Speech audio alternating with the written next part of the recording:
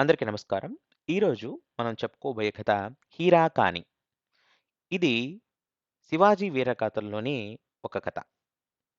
అయితే దేవీ భక్తుడైన ఛత్రపతి శివాజీ ఒక రాజ్యాన్ని మాత్రమే స్థాపించలేదు. నిదురిస్తున్న కేసనములు వంటి భారతీయుల గుండెలలో మరచిపోయిన ధర్మాన్ని, మాతృదేశభక్తిని ప్రతిష్ఠించినాడు. ఆదర్శ పురుషుడైన శివాజీ రాజభోగాలను తృణప్రాయంగా ఎంచేవాడు. అప్పటి కాలంలోని ఇతర నవాబుల వలె కాకుండా వ్యసనాలకు దూరంగా ఉండేవాడు శివాజీ. భారతీయ తత్వాన్ని బాగా జీర్ణించుకున్న శివాజీ తన రాజ్యాన్ని సర్వసంగ పరిత్యాగి అయిన సన్యాసికి దానం చేసి అతని ప్రతినిధిగా ప్రజాక్షేమం కోసం రాజ్యం చేశాడు. ఎప్పుడూ ప్రజలపై అధిక పన్నులు వేయలేదు. తన పట్టాభిషేకానికి కూడా తన ధనమే వినియోగించినాడు. కానీ ప్రజల సొమ్ము మాత్రం ముట్టుకోలేదు. శివాజీ రాయగఢ్ కోట శత్రువులకు అభేద్యంగా కట్టుదిట్టంగా ఉండేది. ప్రొద్దున ఆరింటికి తెరిచిన కోట ప్రొద్దున 6ంటికి తెరిచిన కోట తలుపులు రాత్రి 9 గంటలకు మూయబడతాయి. ద్వారం మూసి ఉన్న సమయంలో చీమ కూడా లోని నుండి బయటికి, వెలుపల నుండి లోనికి రాకూడదు.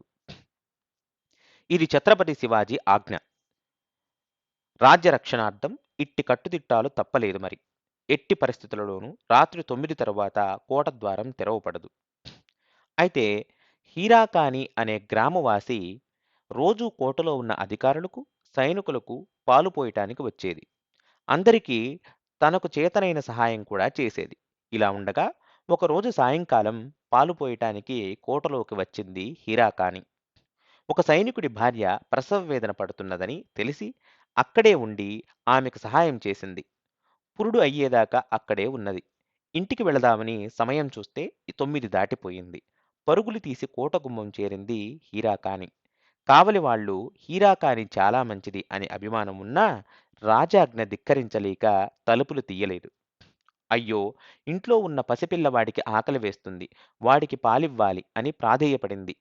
హీరాకాని మీద జాలిపడిన కావలివాళ్ళు, తల్లీ రాజాజ్ఞ మేం మీరలేము. ఈ ఒక్క పూటకి మీ ఆయన పాలు పడతాడులే. ఈ సైనికుని ఇంట్లోనే పడుకో. ఉదయం 6 కాగానే నిన్ను మేమే స్వయంగా పంపిస్తాము అని ఊరడించినారు. మరునాడు ప్రొద్దున మరునాడు ప్రొద్దురాగానే కావలివాళ్ళు హీరాకానిని వెతకసాగారు. ఎక్కడైనా ఆదమరచి నిద్రపోయిందేమో లేపి ఇంటికి పంపుదామనుకున్నారు. అలా వెతుకుతున్న వారికి కోట గోడ వద్ద హీరాకాని పాలు, పెరుగు కుండ కనిపించింది. పైకి చూసేసరికి ఆమె పూసల గొలుసు కోట మీద రాయికి వ్రేలాడుతూ కనిపించింది. ఆశ్చర్యపోయిన కావలివాళ్ళు శివాజీకి ఈ విషయం విన్నవించారు.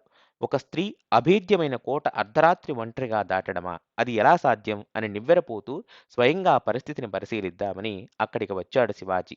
ఇంతలో హీరాకాని రానే వచ్చింది. వణుకుతూ శివాజీ ముందు నిలబడి, అయ్యా, రాత్రి పాలకై ఏడుస్తున్న నా బిడ్డడు గుర్తుకు వచ్చాడు. ఇక ఏ దారి తోచలేదు. కోట గోడలెలా దాటానో నాకే తెలియదు. కొండలు, గుట్టలు, తుప్పలు ఆ నడిరాత్రి ఎలా దాటానో కూడా తెలియలేదు. నా బిడ్డ ఒక్కడే నాకు జ్ఞప్తిలో ఉన్నాడు. నా తప్పు క్షమించండి ప్రభూ అని ప్రార్థించింది హీరాకాని. శత్రువులకు సింహస్వప్నమైన ఛత్రపతి కళ్ళు చెమ్మగిల్లాయి. హీరాకానికి అందరూ చూస్తుండగా సాష్టాంగ వందనం చేశాడు ఛత్రపతి శివాజీ. అమ్మా, మాతృప్రేమ ముందు ఈ సృష్టిలో ఏ శక్తి నిలవలేదు. ఇక ఈ కోట గోడలెంత?